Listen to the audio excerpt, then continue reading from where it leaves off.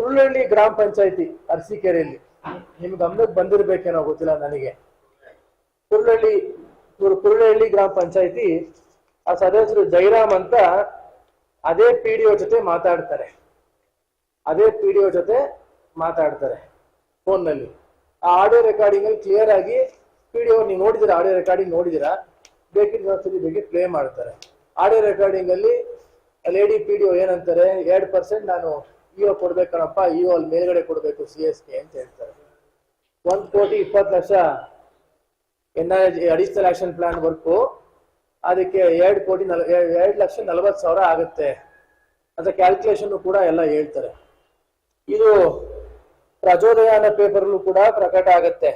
ನರೇಗಾ ಯೋಜನೆಗೂ ಕಮಿಷನ್ ಕಳಂಕ ಅಂತ, ನರೇಗಾ ಯೋಜನೆಗೂ ಕಮಿಷನ್ ಕಳಂಕ ಅಂತ ಪ್ರಚೋದಯ ಪೇಪರ್ಲು ಕೂಡ ಬರುತ್ತೆ.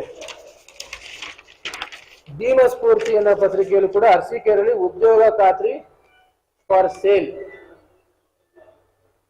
ಇಲ್ಲಿ ನಾನು ಏನ್ ಹೇಳಕ್ ಬಯಸ್ತಾ ಇದ್ದೀನಿ ಅಂದ್ರೆ, ನೀವ್ ಯಾವ ಪಂಚಾಯತಿಯಿಂದನಾದ್ರು ಅಡಿಷನಲ್ ಆಕ್ಷನ್ ಪ್ಲಾನ್ ತಗೊಂಡೋಗಿ,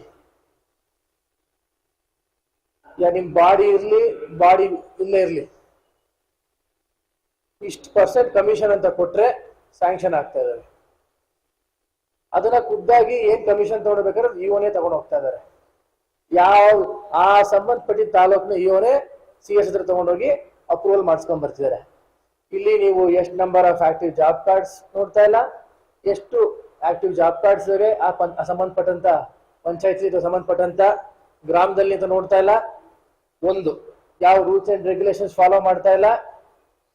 ಮೂರನೇದು, ಅಲ್ಲಿ ಬಾಡಿ ಸಾಮಾನ್ಯ ಸಭೆಯಲ್ಲಿ ಇಟ್ಟು ಅಧ್ಯಕ್ಷರು ಸಹಿ ಇದೆಯಾ, ಅಧ್ಯಕ್ಷರು ಮತ್ತೆ ಬಾಡಿಯ ಒಂದು ಒಪ್ಪಿಗೆ ಇದೆಯಾ, ಯಾವುದು ಬೇಕಾಗಿಲ್ಲ.